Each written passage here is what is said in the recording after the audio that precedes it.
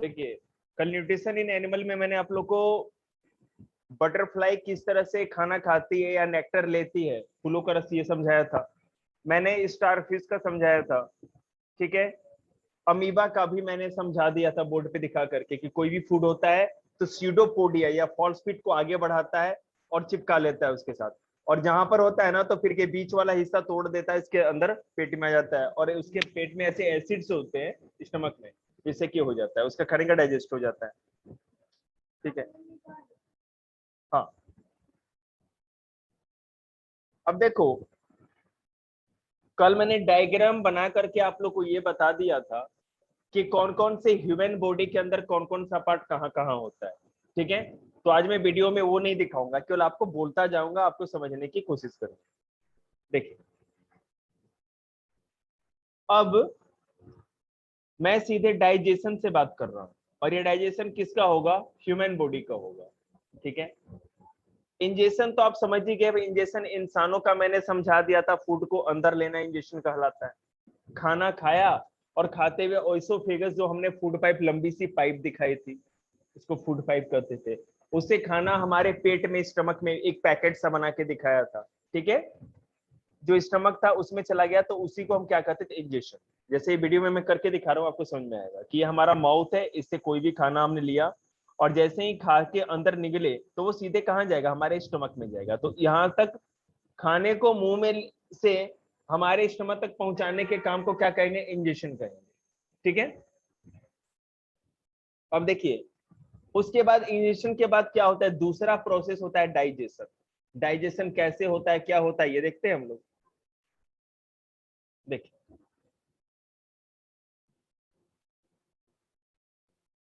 the process in which the food containing large insoluble substance is broken down into small water soluble substances which can be absorbed by our body is called digestion.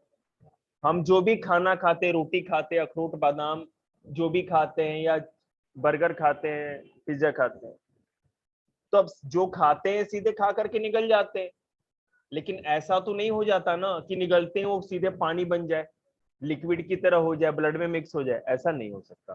तो digestion एक ऐसा process है जिसमें fat, protein, carbohydrate, starch, है ना, इन सारी चीजों को तोड़ा जाता है, छोटे छोटे टुकड़े में तोड़ा जाता है, ठीक है। अब ये होता कैसे है? इस प्रोसेस को ही डाइजेशन करते हैं, माने कि जो भी हम खाते हैं वो बहुत ही ऐसे सब्सटेंस होते हैं जिसको कॉम्प्लेक्स सब्सटेंस कहा जाता है। कॉम्प्लेक्स का मतलब वो ऐसे चीजें होती हैं, जैसे फैट को डायरेक्ट हम खा लेंगे तो पचेगा नहीं, उसको पचाने के लिए कुछ ना कुछ उस पे केमिकल उसके साथ मिलना जरूरी है, जिसको डाइजेस्टिव जूसेस कहते हैं। हमारे शरीर के अंदर पाचन करने वाली या डाइजेशन कराने वाली जो भी एंजाइम्स होती है, वो जब उसके साथ मिलेगी नहीं तब तक कैसे होगा, है कि नहीं। तो ये काम हमारे माउथ से ही स्टार्ट हो जाता है। हमने बताया था कि माउथ में जो हमारे चिक होते हैं, गालों के दोनों तरफ क्या होता है? स्लेवरी ग्लैंड्स होते हैं, सलाइवा, जो लार जिसको कहते हैं, लार ग्रंथियां। वो जैसे माउथ में हम जब खाना लेते हैं और टंग से उसको क्या कहते हैं? सलाइवा मिक्स करते जाते हैं। तो सलाइवा मिक्स होने से जो भी हम खाना खा रहे हैं, अगर उसमें स्टार्च है तो हो गया, ठीक है, वो पचना स्टार्ट हो गया। अब वो फूड कहाँ जाएगा? हमारे फूड फाइव ओएसोफेगस के थ्रू हमारे पेट में जाएगा। हमारे पेट में जो पैकेट सा दिखाया था ना हमने, उसको कहते हैं स्टमक। जो पेट होता है हमारा, पेट मतलब ये सब कुछ पेट नहीं है, केवल छोटा सा पैकेट वही केवल पेट होता है, जिसको स्टमक कहते हैं, ठीक है। उसके अंदर हाइड्रोक्लोरिक एसिड भरा होता है, हाइड्रोक्लोरिक एसिड, जिसका केमिकल नेम HCl होता है। अब ये हाइड्रोक्लोरिक एसिड क्या करता है? सोचने वाली बात है। हाइड्रोक्लोरिक एसिड का काम ये होता है कि जो भी हम फूड खाते हैं, खाना जो भी खाते हैं, वो तो निगल करके पेट में जाता है। हमारे माउथ में ऐसा कोई भी केमिकल नहीं होता जो भी खाते हैं उसमें जो भी बैक्टीरिया होता है उसको मार सके। हम बोल रहे हैं ना, आसपास है, इतनी बैक्टीरिया घूम रही है, तुम सोच भी नहीं सकते हैं। बहुत सारी बैक्टीरिया वायरस ये हवा में घूम रही है, ठीक है। या हम जो खाना खा रहे हैं उस खाने पे कोई ना कोई चीज बैक्टीरिया होगी, कितना भी कुछ कर लो, अब उसको सैनिटाइजर में डुबो के तो खाना नहीं खाओगे ना भाई, वो तो हो नहीं सकता, बैक्टीरिया तो होगी होगी। और ऐसा भी नहीं है कि गर्म बना सीधे मुंह में डाल लोगे उबलता हुआ, तो बैक्टीरिया कुछ ना कुछ खाने में होती है, हमारे माउथ में हमेशा बैक्टीरिया होती है। तो जो हम खाना खा करके निकलते हैं हमारे पेट में जाता है स्टमक में, तो स्टमक में होता है हाइड्रोक्लोरिक एसिड। कुछ पूछना है? एक मिनट। हाइड्रोक्लोरिक एसिड इतना पावरफुल होता है कि जो भी हमारे बॉडी में बैक्टीरिया होता है उसको मार देता है। नहीं कहते तेजाब फेंक दिया किसी पे वो जल गया, एसिड, वो हाइड्रोक्लोरिक एसिड ही होता है। तो आप खुद सोचो किसी पे फेंकने पे वो आदमी जल जाता है, तो हमारा पेट कैसे बचा रहता है? पेट भी तो मांसी है एक तरह का, स्किन है, वो कैसे बचा रहता है? पता है कैसे बचता है? हमारा जो स्टमक होता है ना, जो उसका दीवार होता है, इनर वॉल जो होती है स्टमक की, उसके साथ साथ म्यूकस की एक लेयर बनी होती है, म्यूकस, उसको म्यूकस कहते हैं, एक लेयर बनी होती है जो कि अंदर के पेट के मांस को या दीवार को इस एसिड के कांटेक्ट में नहीं आने देता। ठीक है, मान लो कि जैसे मेरा ये थर्मस है, ये थर्मस डबल लेयर्ड है, बाहर की गर्मी को अंदर वाले कंटेनर तक नहीं जाने दे रहा है, गैप बना दे रहा है जिसके चलते ठंडा रह रहा है। तो समझ लो कि अंदर वाला जो इसका हिस्सा है वो क्या है, स्टमक का पेट है, अपना पेट है, और ये बाहर वाला जो हिस्सा है यही क्या है, म्यूकस, जो कि हाइड्रोक्लोरिक एसिड को पेट के कांटेक्ट में नहीं आने देता। इसलिए हाइड्रोक्लोरिक एसिड से बैक्टीरिया तो मर जाती है लेकिन हमारे पेट को कुछ भी नहीं होता है। म्यूकस नहीं हो बेटा तो सब कुछ अंदर, सब कुछ खत्म हो जाएगा, पेट, फेफड़े, लीवर, किडनी सब जल के खत्म हो जाएगा। नहीं, अब नहीं हुआ है मतलब मैंने क्या घर घर जाके पूछा है क्या? अब आई डोंट नो यार, ये टेक्निकल क्वेश्चन का कैसे जवाब दे सकते हैं? बोलो।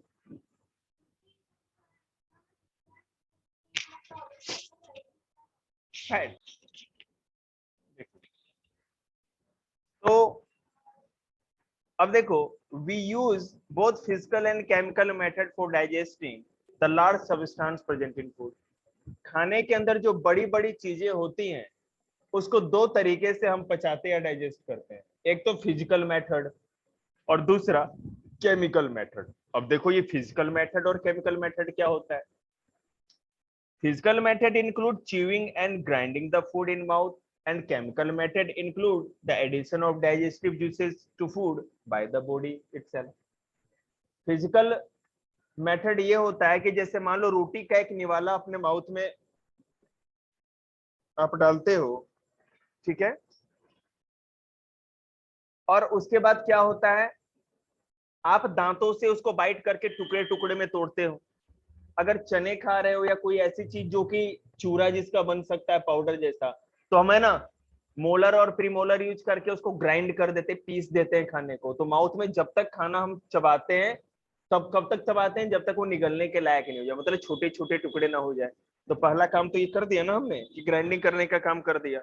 उसके बाद ग्राइंड करना मतलब कि पीसना, खाने को पीसना। ठीक है,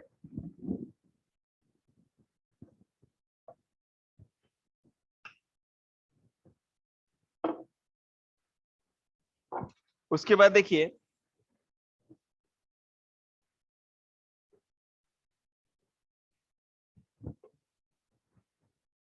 तो फिजिकल मेथड क्या होता है, माउथ में जो टीथ से खाने को टुकड़े टुकड़े करते हैं, छोटे छोटे टुकड़े करते हैं, उसको कहते हैं फिजिकल मेथड। ठीक है, और केमिकल मेथड क्या होता है, हमारा जो ये लार की ग्रंथियां होती हैं, सलाइवा ग्लैंड, सलाइवरी ग्लैंड जो होती है वो मिक्स होती है, पेट में हाइड्रोक्लोरिक एसिड मिक्स होगा, उसके बाद लीवर से बाइल जूस निकलता है, उसके बाद पैंक्रियाज से, हमारा पैंक्रियाज होता है ना लीवर के पास जो पत्ते की तरह बना के कल दिखाया था, उसको पैंक्रियाटिक, हाँ बिल्कुल भाई जी, उसको क्या कहते हैं, पैंक्रियाटिक जूस कहते हैं। तो ये सारी जूसेस या जो भी केमिकल्स है वो खाने में मिलती जाती है और उसको छोटा और पतला करती जाती है, डाइजेस्ट करने के लायक बनाती जाती है, तो उसको क्या कहते हैं, chemical method.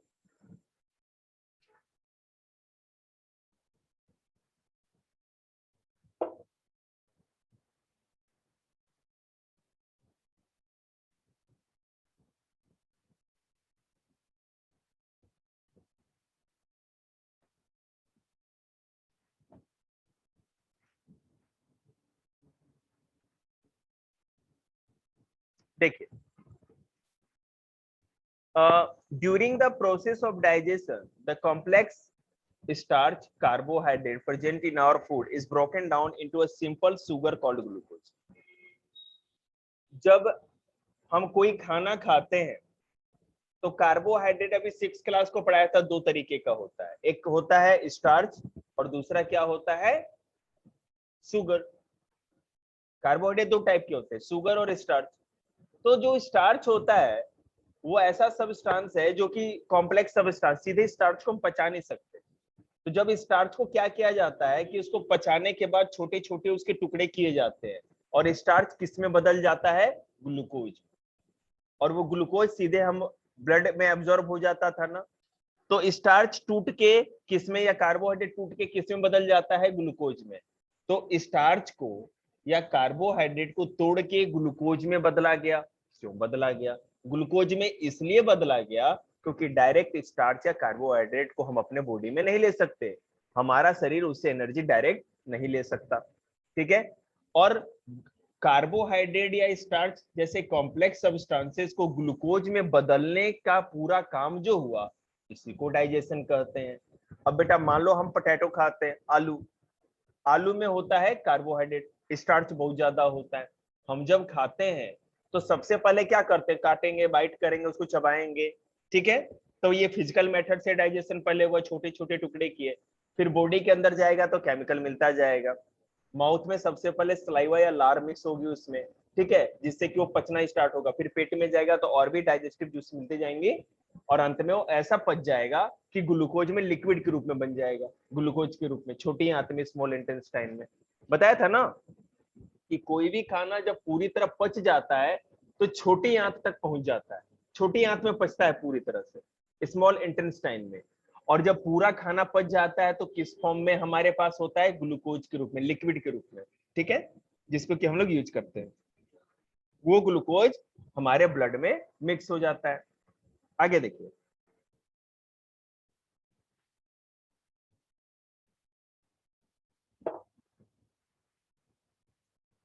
During the process of digestion, the complex starch carbonate present in our food is broken down into simple sugar called glucose. Fats are broken into simpler substance called fatty acid or glycerol. अब देखो, glucose जो, sorry, carbohydrate या starch जो था पच के किस form में हमको मिल गया, ग्लूकोज के रूप। जो फैट भी तो हम खाते हैं ना, देखो हमारे खाने का 3 मेन हिस्सा होता है, एक तो होता है कार्बोहाइड्रेट, दूसरा होता है फैट और तीसरा होता है प्रोटीन। हमें इन्हीं तीनों चीजों को केवल डाइजेशन करने की जरूरत होती है, विटामिन को डाइजेस्ट करने की जरूरत नहीं होती है, समझ रहे हैं, मिनरल को डाइजेस्ट करने की जरूरत नहीं होती है, वो ऐसे ही ऑटोमेटिक हमारे बॉडी में एब्जॉर्ब हो जाता है।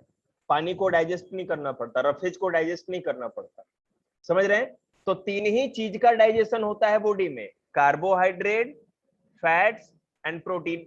कार्बोहाइड्रेट जब डाइजेस्ट होता है तो टूट करके किस में बदल जाता है, कार्बोहाइड्रेट, वो बदल जाता है, बताओ किसमें, ग्लूकोज, ग्लूकोज में। फैट, फैट जब टूट करके, क्या कर रहे हो, सर्कस है, फैट टूट करके किस में बदलता है, फैटी एसिड। फैट को जब आप डाइजेस्ट कर लेते हो तो फैटी एसिड्स में, लिक्विड में बदलेगा ना। देखो हम जो भी खाते हैं हमारा शरीर उससे तभी एनर्जी ले सकता है जब वो लिक्विड के रूप में है, अगर लिक्विड के रूप में नहीं मिल रहा तो कोई फायदा नहीं हमारे लिए उसका, ठीक है ना।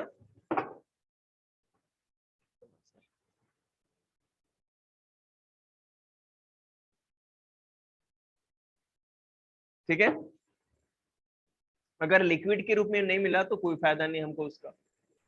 तो जब हम कार्बोहाइड्रेट खा रहे थे तो वो एक लिक्विड बन गया, टूट टूट के ग्लूकोज के रूप में लिक्विड बन गया जो हमने एब्जॉर्ब कर लिया। तो फैट भी डाइजेस्ट हो रहा है तो लिक्विड बनना चाहिए ना, तो फैट भी डाइजेस्ट होके एक लिक्विड में बदल जाता है, उस लिक्विड को फैटी एसिड कहते हैं या ग्लिसरीन, ठीक है। समझ में आया बात, आ रहा है समझ में। फैट फैटी एसिड में बदल जाता है डाइजेस्ट होने के बाद, कार्बोहाइड्रेट ग्लूकोज में बदल जाता है। तो हमारा बॉडी, अब ग्लूकोज खून में मिक्स होगा, फैटी एसिड खून में मिक्स होकर के हर सेल तक पहुंचेगा, ठीक है, आगे देखिए।